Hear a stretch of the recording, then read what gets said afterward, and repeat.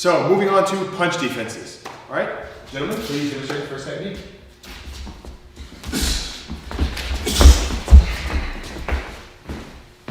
A 360 defense. This is good for any type of haymaker punch.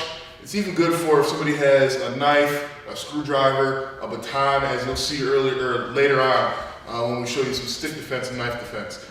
Like I said before, I can show you one technique and put it in 100 different scenarios. That technique never changes. So, Justin comes in with a 360, let's just say a haymaker type punch. I'm gonna simultaneously block and punch, defend myself at the same time. It's very important that when I do this, that my elbow is slightly above 90 degrees. I don't want it to be below 90 degrees because whatever he has in his hand, if he comes up, it could hit me. If he has a knife in his hand, it could hit me. I don't want to be overextended because if I'm overextended, it can come down and slice me. All right? I want to be right about 90 degrees. So he comes up, I see it, I immediately burst in. As you can see, I'm taking the fight to him. If he had anything in his hand, I want to stop that momentum. I want to get to him before he builds momentum up to where it's here, and now I'm weak. Right where the joint, because he's hitting me in my arm, and I'm weaker here. Versus him coming up, I see it, and boom, I explode in. From here, I immediately transition to what we call reference point 1, and I start delivering blows. Kicks to the groin, knees to the groin, and I can disengage. Or another option is, he comes up, I defend, I come to reference point 1, I soften him up until he's good and ready for me to take him down. And I can continue the fight here, hitting him in the face, in the groin, wherever. Okay, so one thing that I heard you guys, I heard you mention several times is reference point 1. So can you please just explain to me and just break down what exactly reference point 1 is? As we showed earlier, the underhook. Okay? I want to be somewhere between the wrist and the elbow. Okay. Okay, with my underhook. My other hand is going to be on his trap. I like to grab the collar of his shirt because that seam right there is a great reference point for me. Oh, okay. Okay, so I literally just grab the seam of his shirt. I'm hooking this, locking his elbow out, as you can see, as you felt earlier, Chuck. See that? And then from here, I'm kicking or kneeing with my inside leg closest to him as I'm pulling him down towards me.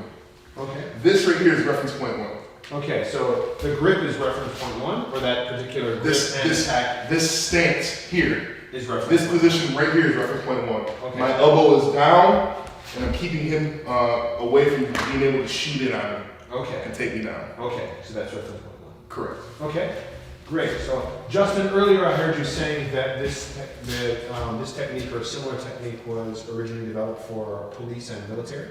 It was. Explain why. Yeah, so the outside attack that he's doing, a 360 we commonly call it, it's coming wide at me. Originally, their first thing is to defend that attack. And the reason being we're defending with our hands rather than a firearm is because I can't get to that firearm or baton or pepper spray quick enough. So initially I defend and I counterattack with a strike to disorient or stop that thought process. And that might buy me time to escape and then go to a weapon if I have one. I see. If he's coming in with a knife and he's attacking, there's no way I'll get my firearm out or another device or something in this situation faster than he can stab me multiple times. So I want to get that initial defense in as he comes in, boom, and then I can move out, go to my firearm or whatever I might have. Or I can stick with it and ground him and take him down and take away from him. So. Okay. That's really cool. That's actually a really interesting point because it goes to show you that even if you like firearms, even if you like to carry firearms, why sometimes you still have to have some kind of martial arts training to defend yourself is because there may be opportunities where you may not be able to get to that firearm quickly enough. Okay? Very, very interesting point. Do you gentlemen mind if I give it a shot? So I noticed as you guys are doing this, you're using a vertical fist instead of a horizontal fist. Any particular advantages in having a vertical fist versus a horizontal? So there is a lot of them. The hand is in a much more stable position, so it's less likely to break some of the bones in the hand and injury. So it's less prone to injury when it's like that. The advantage that boxers and MMA people have like that when they turn it is it does generate a little bit more torque and power. The downside to it is it exposes the pinky and the ring finger a little bit more in that part of the hand. They have the benefit of wrapping their hands and wearing gloves and things like that, whereas we don't. We don't have the time to wait for that confrontation. Say, wait, let me put my gloves on and then come back to the fight. So we want to keep it upright a little bit more, so that way it's a little bit more stable and less susceptible to a boxer's fracture. Oh, okay. Okay. And just to add to that, it's more natural for a vertical punch. If you think about the human body, when we walk with our hands in a vertical punching position. When we run with our hands in a vertical punching position. When I drink a bottle of water, when I'm driving a car, this is natural to the human body to do this. People think this is natural because this is what you were taught as a young child. This is what you had repeatedly. Right, exactly. This is actually natural to the human body. Once again, Krav Maga, we do what's natural to the human body. And just like Justin was saying, you're gonna have less chance of damaging yourself. So there's a lot of different reasons why we do the vertical punch. Okay. Okay. Great. So let me go ahead and give it a try. Okay. Boom. Here. Okay. Now, actually, you had your hand open. Yes, and again, that goes back to what I was talking about earlier with the surface area. How Yeah. when you talk about the stance, having your hands open, it's a surface area thing. Okay. Okay, you have more to protect your body versus just doing this. Because if you miss and I come over the top, I can still hit you or stab you in the face. Okay. If you have this, you're less likely to catch it and knock it out of the way. Does Okay. that make sense? That does. Okay. So one more question. As I'm doing this, now if I'm in this case, if I'm punching with my left, am I stepping in with? You said take the fight to them, right? Yes. So I want to step in with my left and drive my body forward as I'm doing that left punch. Then. Again, now look at your stance. Remember before I taught you your stance, you're always going to stay square to your opponent. So when you explode in, if I'm coming at Justin, I'm punching with my left hand. Watch my feet. My feet are going to stay square. My hips are going to stay square, and I just explode right into him. Okay. Does that make sense? Okay. So even as you're stepping in, you're still maintaining that square. That square stance, yes. Okay. So if I can try that from here, as he comes in, boom, boom. So I'm still keeping Everything is square, correct. Okay. All right. And then from there, it was just you punch, you hit, then again you disengage, and then you pull your weapon if you have one, or if nothing else, you just disengage, and then you return to a fighting stance. Or if you don't feel comfortable in that fight, you can disengage and run. And you run. Call 911, do what you need to do, go to your car, run into a gas station, a store, somewhere that's well lit where there's a lot of people. We don't condone fighting. We don't tell our students to fight. Fighting is always a last resort. Okay. So if you don't feel comfortable in that situation, then don't engage in it. Get out. Okay. You Okay. win 100% of the fights that you're not in. Absolutely. Absolutely. I think that's the same for all martial arts, Yes. right? Yes. Always avoid. Right. Fighting's the last thing. If I could ask one more question. Earlier, when I saw Cedric demonstrating a technique off of that punch, he also actually took Justin down. Yes. So I'm wondering, is this a technique that can be done by beginners or by the kind of people that are watching this tutorial? Or do you think that would be a little bit too complex for beginner people to handle? What are your thoughts? Our goal is 100% of the time to survive, to escape, to avoid that confrontation. So ideally, for most people, your reaction should be to defend yourself and then escape, if Okay. possible.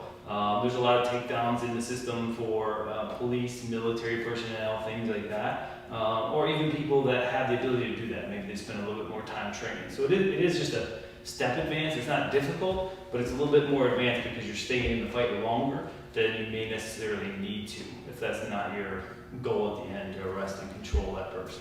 Okay. So.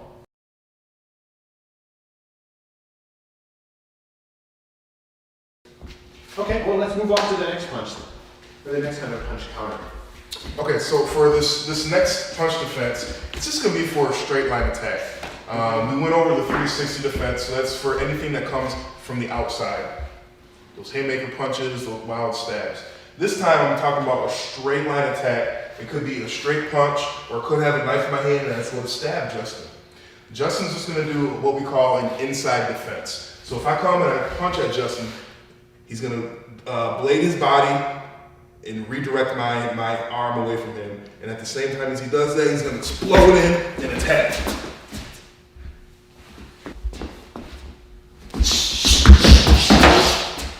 So Cedric comes in, he's punching in a straight line to me. My initial defense is to take my hand forward across his forearm, meeting him at the wrist. After I've redirected this, I'm bursting in and driving it down to control that arm. At the same time that I'm controlling it, I'm attacking, okay? Resetting that thought process. I attack as much or as little as I need to before I can then escape out of that place. The other thing that I noticed, if I can just comment on this technique as well, so if you could just demonstrate it one more time. So from there, the other thing that's noticed is if, as he pushes that down, you notice this arm is actually farther away as well. Yes. You know, so instead of doing something where, you know, you might put that other arm right in harm's way, and pushing him off to the side like this, it's putting him in a position where it's actually it'd be difficult for him to punch, just because his body is pushed down this way. So that seems like that'd be another strong suit of this technique as well. Okay? So instantly he's coming forward. I'm just redirecting. I'm controlling and attacking, and then from that point disengaging. Okay. If I need to continue attacking, I do. Okay. Okay. Great. So let me go ahead and just give this a shot. First, I'll have you just do it on me so I can get a look at it, and then from there, I'll give it a shot. Boom, boom, boom. Now, if you notice how Justin, his hips and his feet stayed square the entire time. He wasn't chasing him like this, or he wasn't, you know, top heavy like this. He stayed square, almost like his feet were on railroad ties the entire time. Hip to hip, square to you. Okay. Okay. Great. So now let me go ahead and just give that a shot. Okay. So this way. Nice slide. Okay. So let me get in my proper stance here. Boom. Boom. Then down. Boom. Boom. Now stop, freeze. Now see how you're to the side? Yep. You need to be squared up to him. Okay. Now it's gonna be easier to punch him, because before, when you were like this, trying to punch him from back here, what if you can't reach him? Yep. But now if you're square to him, that's all day long. Yep, absolutely. And you know, and the thing is with your hips square like this, you would think that it kind of takes away from the amount of hip force you can use, but actually it doesn't.